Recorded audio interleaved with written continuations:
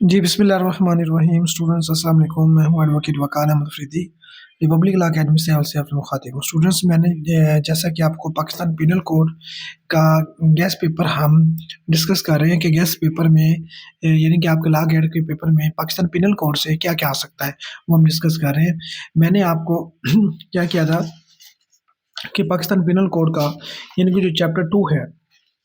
वो मैंने आपको करवा दिया था, चैप्टर 2 करवा दिया था। अब चैप्टर जो 4 जो है ना, चैप्टर 2 का मैंने आपको गेस्ट भी पेपर में बता दिया था। अब चैप्टर 4 का जो गेस्ट पेपर है ना, गेस्ट पेपर जो है, वो मैंने आपको बताना है। आप गौर से सुनिएगा, ना सिर्फ मैं गेस्ट पेपर बताऊँगा बल्कि जो गेस्ट बताऊँगा वो पढ़ा भी दूँगा इस वीडियो में। इलिया ये वीडियो फिर आपको देखने की ज़रूरत है और कोई आपको यानी कि कहीं से भी पढ़ने की ज़रूरत नहीं है, क्योंकि मैं बेरग से पढ़ा रहा हूँ, पेपर बनता ही बेरग से है।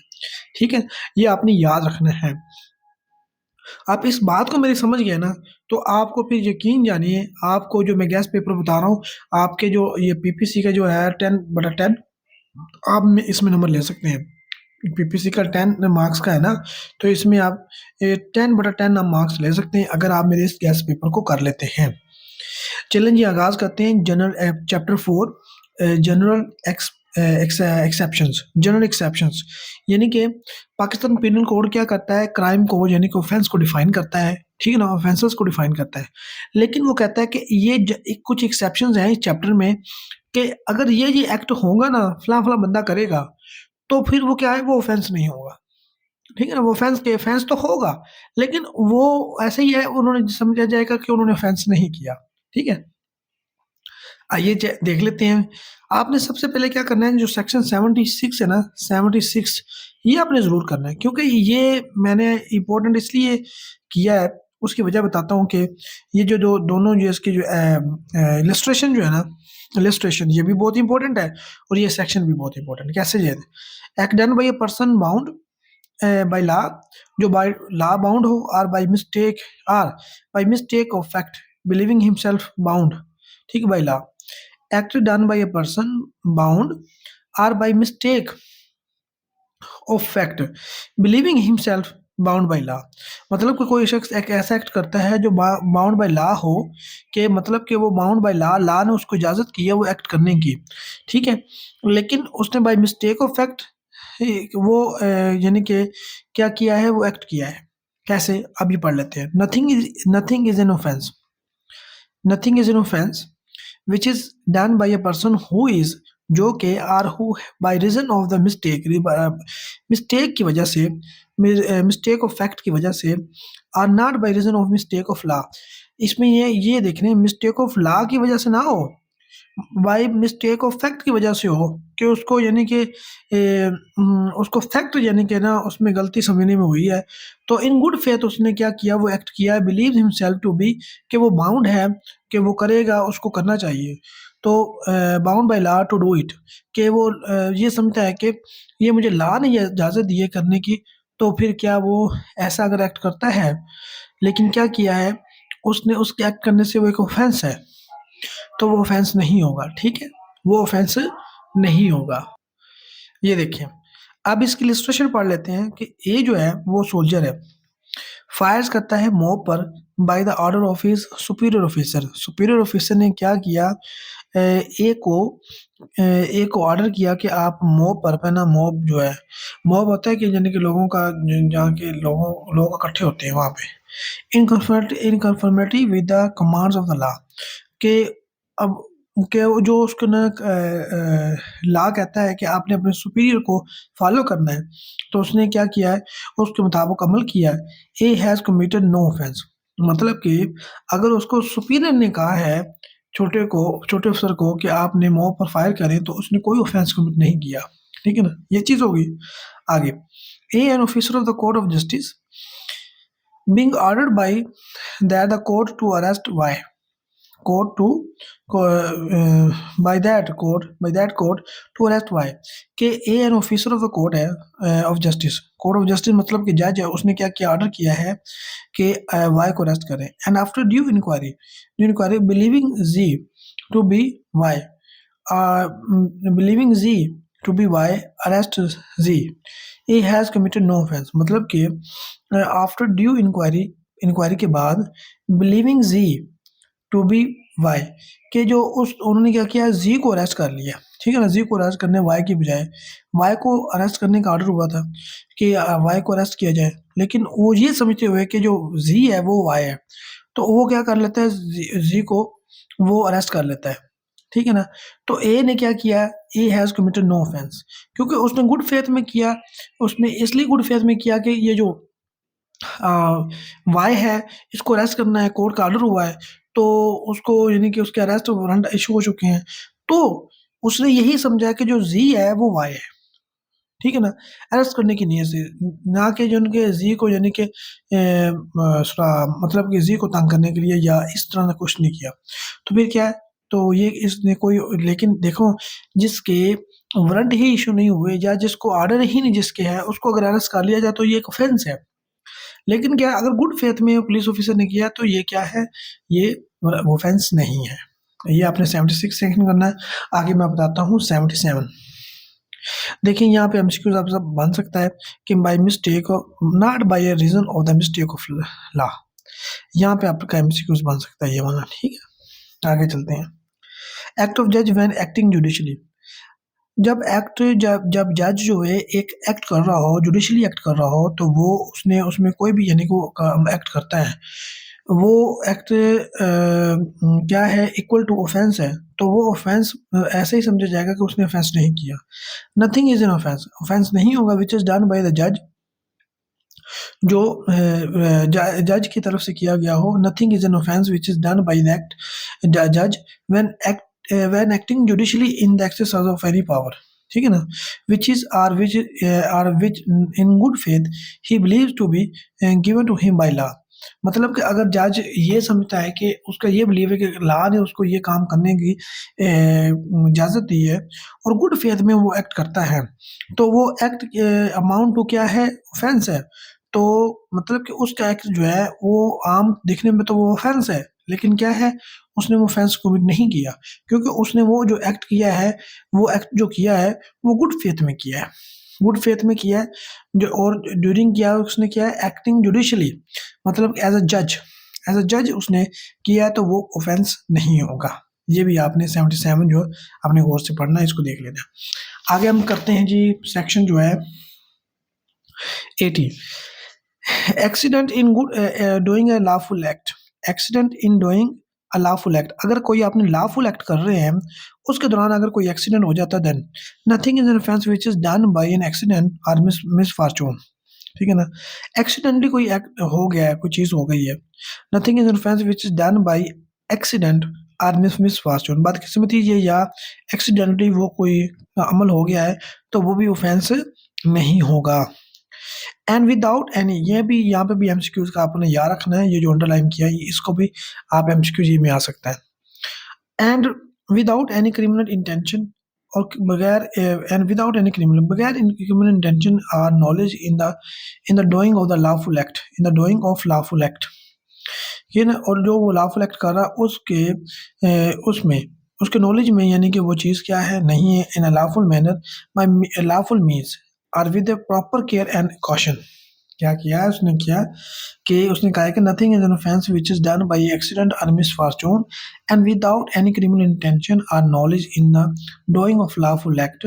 In a lawful manner by lawful means and with proper care and caution.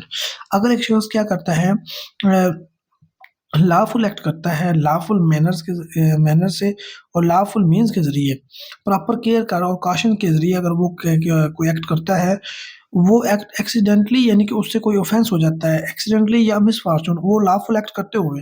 तो वो भी क्या होगा, वो भी क्या होगा, वो भी यानी कि ऑफेंस नहीं होगा। ये देखिए इलस्ट्रेशन इसकी क्या है, A is at work with the hatchet, क्या है, the head flies off, the head जो है flies off and kills a man who is standing by. वो क्या होता है, उसने क्या है कि हैचर जो है वो वर्कर ए काम करता है, द हेड फ्लाइज ऑफ, जो head flies off and kills a man, और उसको क्या होता है, मैन को क्या आखा वो किल कर देता है, मार देता है, हु इज स्टैंडिंग बाय, जो के पास खड़ा होता है। Here if there was no want of proper caution, अगर प्रॉपर काशन नहीं थी on the part of A, his act is excusable and not an offence, ठीक है ना। एंड उसने क्या है, and here if there was no want of proper caution, मतलब कि proper want of proper caution, यहाँ पे भी एमसीक्यूज मान सकता है। इसका मतलब है कि no want of proper caution का मतलब होता है वांट होता है कमी। अगर प्रॉपर काशन की कमी नहीं थी, no want of proper caution, proper caution की, केयर की कमी नहीं थी, तो फिर क्या ए के पार्ट पर वो ऑफेंस नहीं है, एंड नॉट एन ऑफेंस, ठीक है। ये आपने करना है यहाँ, no want of proper caution, ये आपने अच्छी तरह से करके जाना याद, ठीक है जनाब। आगे चलते हैं जी। आगे आपने जो आर्टिकल सेक्शन करना है वो ये करना है जी 82, act of child under 10 years of age, nothing is an offense which is done by the child under 10 years of age, 10 years of age, ये आ जाएगा। इसमें अमेंडमेंट ये 2016 में अमेंडमेंट कर दी थी कि पहले था 7 years, ठीक है ना। अब उसको 7 ईयर था, अब उसको 10 ईयर्स कर दिया गया है। मैंने ये आपको यानी कि चैप्टर 2 में डेफिनेशन वाले चैप्टर 2 में उसमें पढ़ाया था, वहाँ पे भी 7 ईयर कर लें आप, ठीक है ना। वहाँ पे भी 10 ईयर्स कर लें, वहाँ पे भी 10 ईयर आने, क्योंकि अमेंडमेंट के जरिए 2016 में इसको 7 से 10 ईयर्स कर दिया गया, ये आपने याद रखना है, ठीक है। Nothing is an offence which is done by child under the 10 years of age, अगर एक बच्चा 10 साल से कम है, उस वो ऑफेंस करता है, उससे कोई ऐसा अमल हो जाता है वो कोई ऑफेंस के इक्वल है, तो वो ऑफेंस नहीं होगा। ये आपने याद रखना है इस बात को, ठीक है, अच्छी तरह से। आगे चलते हैं जी। आपने आगे जो इसका करता है सेक्शन 83 नहीं करना, आपने क्या कौन सा सेक्शन करना है, 84 करना है। Act of person of unsound mind, unsound mind कोई अगर एक पर्सन वन साउंड माइंड है वो एक्ट करता है, तो क्या उसका एक्ट जो है वो ऑफेंस होगा या नहीं होगा। Nothing is an offence which is done by a person who at the time of doing, अगर वो एक्ट कर रहा है कोई time of doing by reason of unsoundness of mind, यानी कि माइंड उसका यानी कि अनसाउंड है, and incapable of knowing the nature of the act, या उस वक्त जो हम काम कर रहा है उसकी यानी कि वो इनकैपेबल है, वो ना समझने के वो समझ नहीं पा रहा कि वो क्या कर रहा है, or that he is doing what is either wrong or contrary to law, और ना तो उसको ये पता है कि वो जो अमल कर रहा है कि वो रॉन्ग है या कंट्री टू लॉ है, इस दोनों चीज़ों का नहीं पता, तो वो क्या हो जाएगा, वो भी एक्ट जो होगा वो जो एक्ट होगा जो कि ऑफेंस के मुतरादिफ है वो ऑफेंस नहीं होगा, ठीक है ना। ये भी जनरल एक्सेप्शन में आता है। आगे चलते हैं जी। आपने जो सेक्शन जो है ना, सेक्शन जो है 85 ये भी नहीं करना, 86 भी नहीं करना, 87 करना है, ठीक है। 87 करना है, act not intended and not known to be likely to be cause death or grievous hurt done by consent,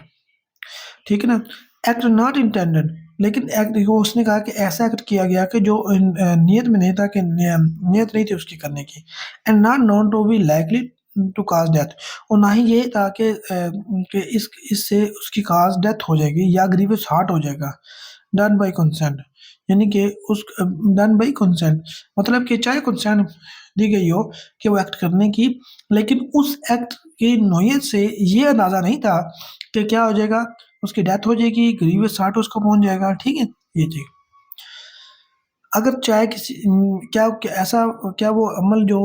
चाहे किसी को कंसेंट में मिली हो, तो अगर वो काम ऐसा अमल करता है लेकिन उसकी नीयत में नहीं है कि उसको मारना या ग्रीवियस हार्ट पहुंचाना, तो क्या ऐसा अमल एक्ट ऑफेंस होगा या नहीं, नहीं एक्ट ऐसा एक्ट ऑफेंस नहीं होगा। Nothing which is not intended to cause death, जिसके बारे में ये सोच नहीं है कि इसको मारा जाएगा, डेथ कर दी जाएगी या ग्रीवियस हार्ट पहुंचाया जाएगा, and which is not known by the doer, और उसको भी नहीं पता to be likely to cause death कि इससे डेथ हो सकती है, जो काम जो रॉन्ग कर रहा है, जो एक्ट कर रहा है, या ग्रीवियस हार्ट हो सकता है, is an offence by reason of an any harm, is an offence, is an offence, ठीक है ना। वो नथिंग इज एन ऑफेंस, वो ऑफेंस नहीं है by reason of any harm which it may cause, जो काज उसकी वजह जो का वजह बना है, or be intended by the doer to cause, या उसके जो डूअर है उसको उसके यानी कि हार्म की या उसकी काज डेथ की या ग्रीवियस हार्ट की वजह बना है टू एनी पर्सन, किसी भी शख्स की above 18 years of the age, above 18 years of the age who has given consent. अगर अबव 18 ईयर्स ऑफ एज है उसने, यानी कि हु हैज़ कंसेंट, उसने कंसेंट दे दी है, जिसने कंसेंट दी है, यहाँ पे बड़ी ही इंपॉर्टेंट बात है, उसको 18 साल से ऊपर होना चाहिए, उसको 18 साल से ऊपर होना चाहिए। ये बात आपने क्या करनी है, याद रखनी है, उसको 18 साल से ऊपर होना चाहिए। मतलब क्या, मैं इसको बड़ा पढ़ देता हूँ, बहुत इंपॉर्टेंट सेक्शन है ये, इसे इधर से एमसीक्यू बनता ही बनता है, ये आपने याद रखना है। उसने कहा है एक्ट नॉट इंटेंडेड, एक ऐसा एक्ट किया गया जिसके बारे में ये नियत नहीं थी, and not known to be likely to cause death, और ना ही उसके बारे में ये इल्म था उस एक्ट के बारे में कि इससे डेथ हो सकती है, और ना ही ये इल्म था कि इससे ग्रीवियस हार्ट हो सकता है करने वाले को, और जो का एक्ट कर रहा है, और डन बाय कंसेंट, चाहे वो कंसेंट से, यानी कि जिसको हर्ट ग्रीवियस हर्ट हुआ है या जिसकी डेथ हुई है उसकी कंसेंट से ही वो अमल हुआ हो, एक्ट हुआ हो, एक्ट हुआ, लेकिन उस एक्ट के बारे में ये था कि वो जो एक्ट किया गया, लेकिन उसमें ये इंटेंशन नहीं थी कि उसकी डेथ हो जाए या उसको ग्रीवियस हर्ट हो। तो कंसेंट जिसकी, यहाँ पे बहुत इंपॉर्टेंट पॉइंट है कि अगर जिसकी कंसेंट ली गई है उसको 18 साल से अबव होना चाहिए above 18 years of the age who has given consent, जिसने कंसेंट दी है उसको 18 साल से ऊपर होना चाहिए। बच्चे की जो माइनर है, जो 18 साल से नीचे है, वो तो माइनर है, उसकी अगर कंसेंट लेके आप करते हैं तो वो तो क्या, वो इसमें नहीं आएगा, वो इसमें फाल नहीं करेगा, ये मैं आपको बता दूं।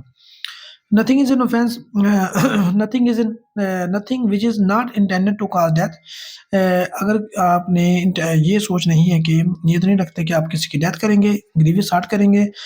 जो कि not known by the doer to be likely to cause death, ना ही यानी कि जो डूअर है वो एक्ट करने वाला, उसको इस चीज़ का अंदाज़ा नहीं है कि इससे डेथ हो सकती है या ग्रीवियस हार्ट हो सकता है, कि is an offence by reason of the any harm, किसी भी हार्म की वजह से वो क्या है, वो ऑफेंस नहीं है, विच इट मे काज, जो कि वजह बना है, or be intended by the doer to cause, ठीक है ना, ये करने वाले की वजह से बना है, टू एनी पर्सन, किसी भी शख्स को, above 18 years of the age who has given consent, 18 साल से अबव के बंदे ने अगर उसको कंसेंट दे भी है कि ये आप अमल करें, एक्ट करें, वेदर एक्सप्रेस और इम्प्लाइड, चाहे वो एक्सप्रेस हो चाहे इम्प्लाइड हो। लेकिन यहाँ से एक एक लाइन से यह क्या बन सकता है, एमसीक्यूज बन सकता है, ठीक है, इसको आपने याद रखना। Known by the doer to be likely to cause to any such person who has consented to take the risk of the that harm. बात क्लियर हुई यहाँ पे, मतलब कि इसका ये मतलब है कि like to cause to any harm such person who has consented to take the risk of the that harm, मतलब कि उसकी उम्र 18 साल से अबव हो और उसने क्या कंसेंट दी हो, आप ये एक्ट करो, और चाहे उसने यानी कि रिस्क लिया हो हार्म पहुंचने का, तो ये क्या हो जाएगा, अगर कोई बंदा ऐसा अमल करता है उससे किसी को डेथ हो सकती है या उसको यानी कि ग्रीवियस हर्ट हो सकता है, तो वो एक्ट जो है, जो कि equal to amount of offence है, तो वो ऑफेंस नहीं होगा, ये भी जनरल एक्सेप्शन में आएगा। इसकी यहाँ हम पढ़ लेते हैं इलस्ट्रेशन। इलस्ट्रेशन बहुत इंपॉर्टेंट होती है। A and Z agree to fence with each other for amusement, amusement मतलब कि एक दूसरे की भलाई के लिए, मदद के लिए उसने क्या किया, बेहतरी के लिए, या उसने सुकून के लिए ए एंड जी एग्री नहीं किया उसने फेंस लगाने का, बाहर लगाने का। This agreement implies the consent of each other to suffer any harm, which is the course of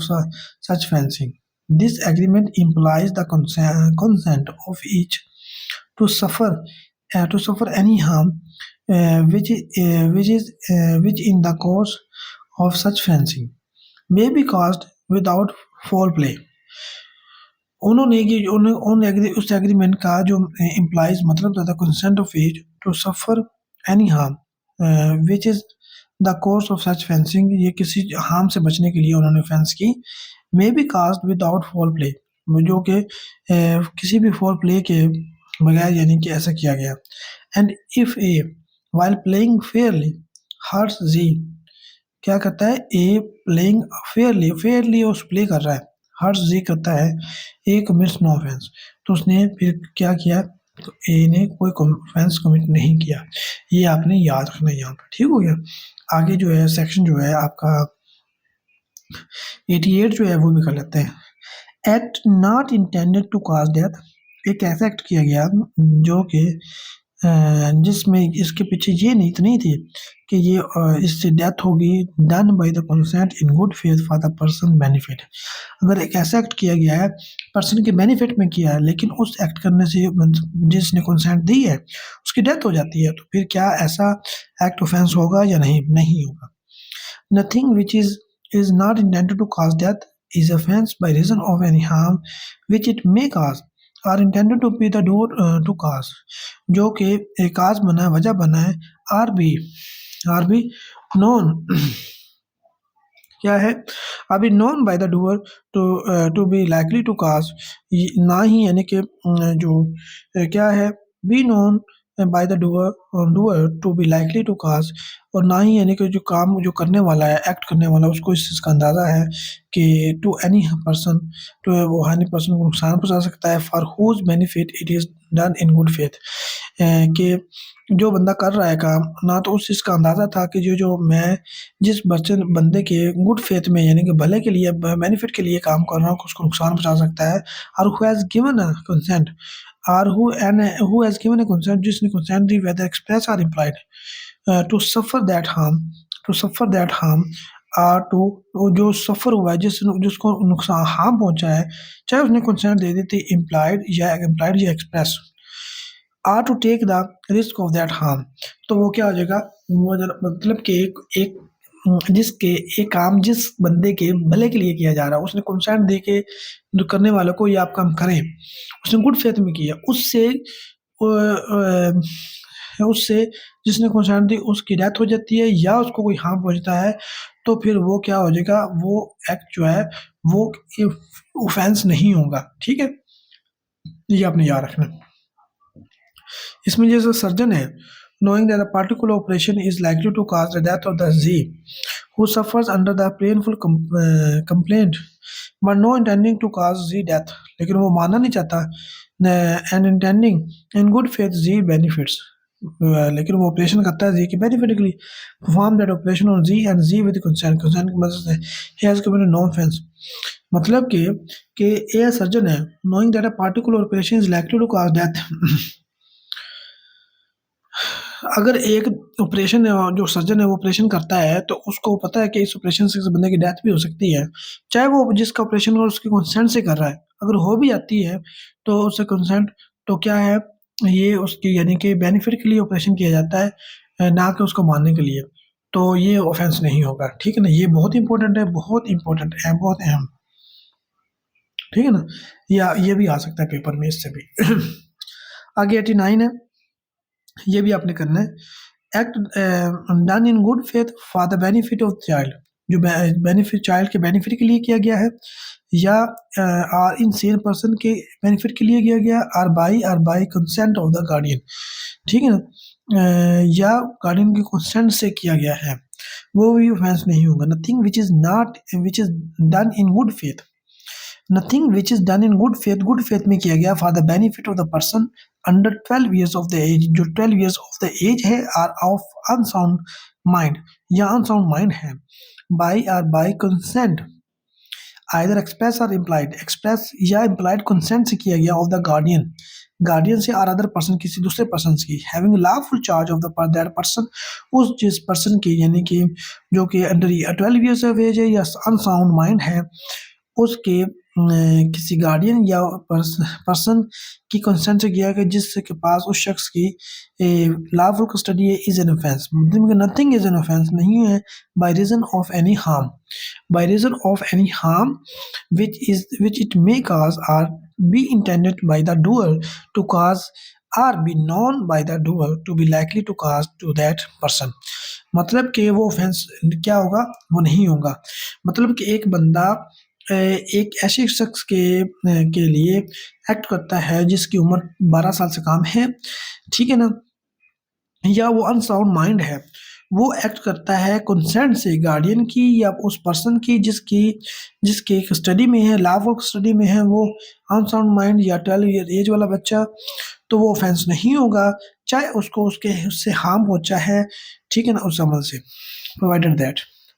this is an that this first proviso क्या है, that this exception shall not extend to the intentional causing of death. अगर intentionally आपने causing of death पहुंचाई है तो उसमें ये fall नहीं करेगा। Or to attempting to cause death या अटेम्प्ट टू काज डेथ, अगर आपने डेथ करने की काज से यानी कि कोई अमल किया तो उसमें भी ये फॉल नहीं करेगा। सेकेंडली क्या है, this that this exception shall not extend to the doing of anything which the person doing it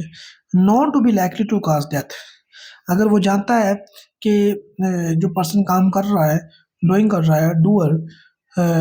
वो उसको पता है कि इससे डेथ हो सकती है, तो उस पर भी ये अप्लाई नहीं करेगी ये exception. For any purpose other than the preventing of death, for any purpose other than the preventing of death a grievous heart. हाँ, अगर आपने ग्रीवियस हार्ट को या डेथ को प्रिवेंट करने के लिए किया तो फिर हो सकता है उस पर अप्लाई हो। Or the curing of any grievous disease or infirmity, ठीक है ना। अगर आपने क्या उसका किया, curing of any grievous disease, मैंने ग्रीवियस डिजीज को क्योर करने के लिए या इन्फर्मिटी को जो बहुत ही मोहलक मर्ज है उससे बचाने के लिए कोई अमल किया तो फिर तो ठीक है। अदरवाइज अगर आपने उसको यानी कि मारने की नीयत से, या उसको नुकसान पहुंचाने की नीयत से, ग्रीवियस हार्ट पहुंचाने की नीयत से अगर कोई काम किया तो फिर वो क्या है, फिर वो इसमें फाल नहीं करेगा, ठीक है, वो फिर इसमें फाल नहीं करेगा। ये बात क्लियर होगी आपको। आगे चलते हैं, ये हमने सेकंड पढ़ ली, अब हम थर्ड पढ़ते हैं। That this exception shall not extend to the voluntary causing of the grievous hurt। voluntary causing of the grievous hurt, अगर बंदा कोई जानबूझकर ग्रीवियस हार्ट बन जाता है, or the attempting to cause the grievous hurt, या कोशिश करता है अटेम्प्ट करने की ग्रीवियस हार्ट की, unless it be for the purpose of preventing death, या हाँ, अगर डेथ को से बचाने के लिए वो ग्रीवियस हार्ट पहुंचाया गया है, or curing of any grievous disease और इन्फर्मिटी, या उसको किसी डिजीज और मोहलक अमराज से बचाने के लिए उसको क्या गया, वो हार्ट पहुंचाया गया है, तो फिर यानी कि वो नहीं होगा। अदरवाइज अगर जानबूझकर यानी कि उसको वॉलंटरीली उसको ग्रीवियस हार्ट किया गया है तो वो क्या होगा, वो ऑफेंस होगा, अदरवाइज वो नहीं होगा, ठीक है। आगे चलते हैं। That this exception shall not extend to the abatement of any offense to the committing of which offense it would not extend। मतलब कि वो कह रहे हैं कि this exception shall not extend to the abatement of any offense। अगर आप कोई abatement of any offense करता है उसमें भी ये अप्लाई नहीं करती, ठीक है, उसमें भी ये अप्लाई नहीं होती। आगे चलते हैं। इसमें से भी, इस इलस्ट्रेशन में से भी एमसीक्यूज आपका बनता है, देख लेते हैं। A in good faith for his child benefit without his child consent. Child को ये क्या है, अपने बच्चे की बेहतरी के लिए उसकी कंसेंट के बगैर, has his child cut for the stone by the surgeon,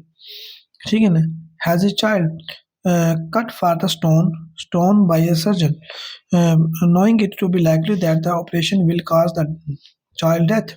but not intended to cause the child death, is within the exception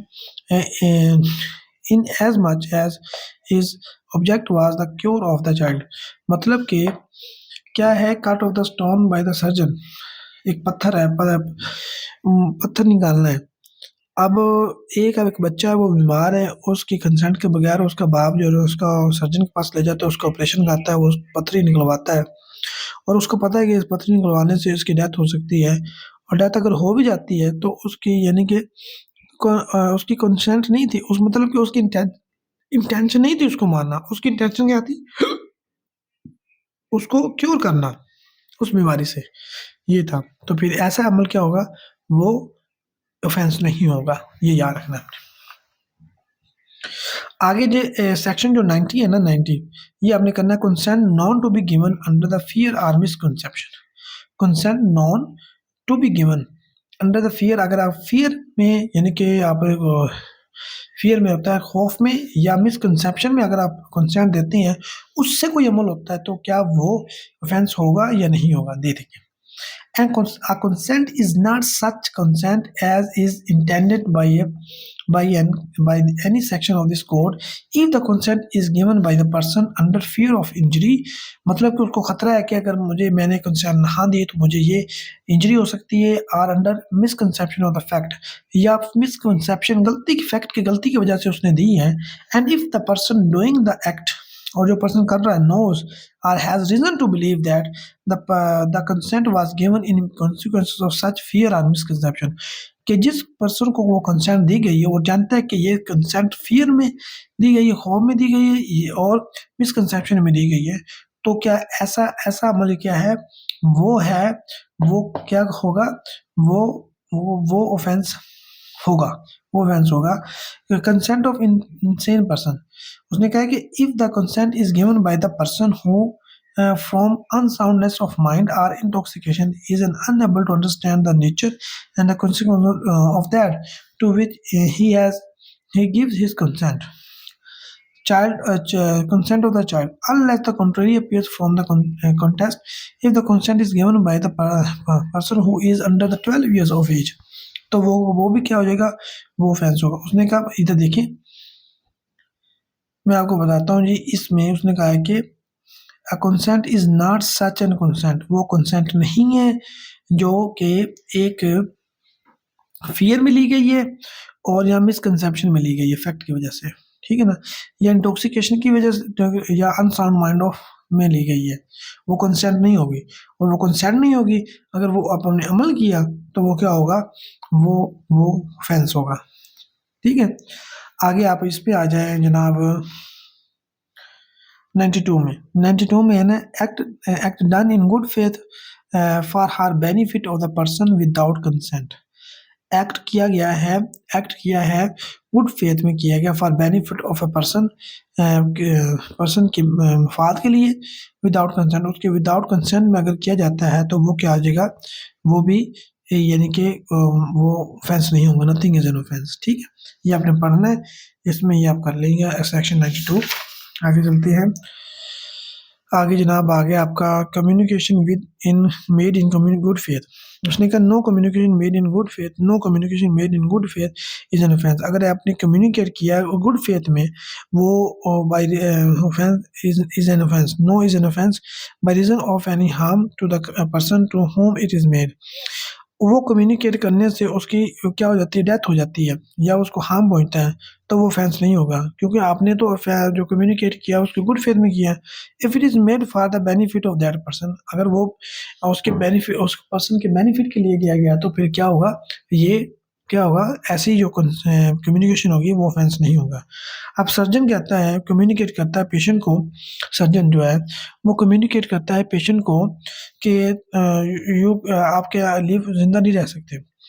तो पेशेंट जो होता है डाई कर जाता है, ये ऐसा सुनने से उसको, यानी कि ये कम्युनिकेट जब उसको हुआ सुना तो वो मर जाता है शौक से। ये कमिटेड नो ऑफेंस, उसने ऑफेंस नहीं की, though he knew it is be likely to that the communication might cause the patient death, क्योंकि उसको बताना इसलिए ज़रूरी था कि वो अगर उसको कोई ज़रूरी काम है वो कर ले तो उसके तो बेनिफिट में उसने किया, मतलब कि उसके गुड फेथ में उसने किया, लेकिन अगर उसकी डेथ भी हो जाती है तो उस ऐसी कम्युनिकेशन वो क्या है, ऑफेंस नहीं है, ऑफेंस नहीं है, ठीक है। आगे चलते हैं, सेक्शन जो 94 है जो ना, ये आपने नहीं करना। आगे चलते हैं, एक्ट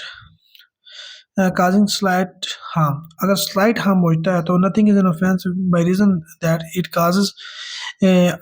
उसकी वजह बनता है that it is intended to cause or that it is known to be likely to cause or any harm if that harm is so slight that no person of the ordinary sense and temper would complain of such harm, मतलब कि अगर यानी कि slight harm पहुंचता है किसी को तो किसी एक्ट की वजह से वो भी ऑफेंस नहीं होगा, ये आपने याद रख लेना, ठीक है ना। ले जी आगे है right of private defence, right of private defence शुरू हो जाता है, ये होता है सेक्शन 96 से लेकर आगे चलते जाए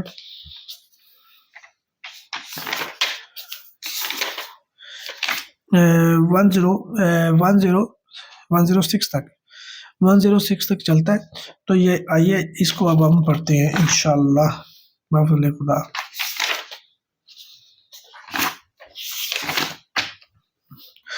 96 ये कहता है, सेक्शन 96 ये कहता है कि things done in private defence, अगर कोई nothing is an offence which is done in exercise of right of private defence, अगर आपने अपने प्राइवेट डिफेंस में कोई एक्ट किया है तो वो क्या है, वो भी ऑफेंस नहीं है। नथिंग इज एन ऑफेंस, वो भी ऑफेंस नहीं है। ये आपने याद रखना है, बहुत इंपॉर्टेंट है सेक्शन 96। आगे चलते हैं सेक्शन, बस ये आपने कर लेना है इसका। और ये जो आप इलस्ट्रेशन जो है ना, ये आप देख लें। Z under the influence of the madness, madness की वजह से अटेम्प्ट टू किल ए, अपने वो ए को मारता है। Z is guilty of no offence but A has the same right of private defence, कि उसके पास प्राइवेट राइट है, प्राइवेट डिफेंस है, which he would have if Z were sane. मतलब एक बंदा पागल है, वो अपने पागलपन में किसी को मारता है तो उसके पास, अगले बंदे के पास राइट हासिल है प्राइवेट डिफेंस का कि वो अपने आप को बचाने की उसी तरह वो पावर यूज़ कर ले, उसी तरह वो उसको भी मार सकता है। ठीक है ना। तो जी ने जो, लेकिन ए ने बी को मारा, ए पागल है, बी को मारा, बी ने प्राइवेट डिफेंस में ए को मार दिया। तो बी ने क्या किया, अपने प्राइवेट डिफेंस में वो एक्ट किया है। ठीक है ना। तो उसने भी कोई ऑफेंस कमिट नहीं किया। ये बहुत इंपॉर्टेंट है, ये आपने याद करनी है। ठीक है, ये आपने पढ़ के जानी है। आगे है जी, act against which there is no right of private defence, वो कौन से एक्ट हैं जिसमें यानी कि राइट ऑफ प्राइवेट डिफेंस नहीं है। There is no right of private defence against an act which is done which does not reasonably cause the apprehension of the death. अगर आपको एप्रीहेंशन, रीजनेबल एप्रीहेंशन नहीं है डेथ की, ना grievous hurt की, अगर फिर भी आप वो एक्ट कर देते हैं, अटेम्प्ट कर देते हैं, तो करते हैं, तो फिर क्या होगा, वो क्या है, वो प्राइवेट डिफेंस में नहीं आएगा, प्राइवेट डिफेंस में नहीं आएगा। ठीक है ना। और attempted to be done by the public servant acting in good faith under the colour of his office, though that act may not be strictly in justifiable by law. मतलब कि अगर आपने अपना प्राइवेट डिफेंस में एक ऐसा act किया जिससे यानी कि उस एक्ट की वजह से आप प्राइवेट डिफेंस कर रहे हैं, आपको प्राइवेट डिफेंस में दूसरे बंदे से ये लग रहा है कि इसने उस एक्ट की वजह से ये आपकी डेथ नहीं हो सकती या आपको ग्रीवियस हार्ट नहीं हो सकता, तो फिर भी यानी कि आपने अपने प्राइवेट डिफेंस में उतनी ही यानी कि डेथ वाली यानी अटेम्प्ट की, अमल एक्ट किया, तो वो प्राइवेट डिफेंस में नहीं आएगा। ठीक है, वो आपने गलत किया फिर। There is no right of private defense against an act which does not reasonably cause the apprehension of death। अगर आपको डेथ की यानी कि एप्रीहेंशन खदशात नहीं है कि अगले बंदे के एक्ट से आपकी डेथ हो सकती है या ग्रीवियस हार्ट हो सकता है, तो वो प्राइवेट डिफेंस में फॉल नहीं करेगा। मतलब कि आप उस तरह अगर इफ डन और attempted to be done by the direction of the public servant act, मतलब कि अगर आपने एक एक्ट, किसी ने कोई एक्ट किया आपको बांधने में, और वो एक्ट जो है एक्ट किया, आपको लगता है कि उसके एक्ट की वजह से मेरी ना तो डेथ हो सकती है ना ग्रीवियस हार्ट हो सकता है, तो आपने क्या करना है, आप उससे बचने, उसके एक्ट से बचने के लिए आपने कोई ऐसा अमल किया, वो अमल आपने इसलिए किया कि उसके एक्ट की वजह से आपको डेथ हो सकती है या आपको ग्रीवियस हार्ट हो सकती है, हालांकि वो दिखने में नहीं लग रहा, तो आपने वो प्राइवेट डिफेंस का सही यूज़ नहीं किया। वो एक्ट, वो क्या आपका एक्ट जो होगा प्राइवेट डिफेंस, वो क्या बन जाएगा, वो ऑफेंस बन जाएगा। ये आपने याद रखना है। ठीक है। आपने इधर में जो सेक्शन है ना 100 जो है, ये आपने करके जाना है 100, when the right of private defence of the body extend to the causing death. ठीक है ना, ये आपने करके जाना है। आगे जो है बस इसमें आपने यही करने हैं सेक्शन, मैंने आपको बता दिए, जितने पढ़ा दिए ये आप कर जाएंगे इंशाल्लाह, इसमें भी आपका पेपर आ जाएगा। बहुत शुक्रिया। वकार अहमद फरीदी को इजाज़त दीजिए। अगले चैप्टर्स जो 16 चैप्टर जो है ना उसमें मिलते हैं। मैंने चैप्टर 2 भी करवा दिया, उसका गेस्ट पेपर भी बता दिया, और चैप्टर 4 भी बता दिया। अब मैं आपको 16 जो चैप्टर 16 है ना उसका गेस्ट पेपर बताता हूँ जी। बहुत शुक्रिया, थैंक यू, अल्लाह हाफिज़।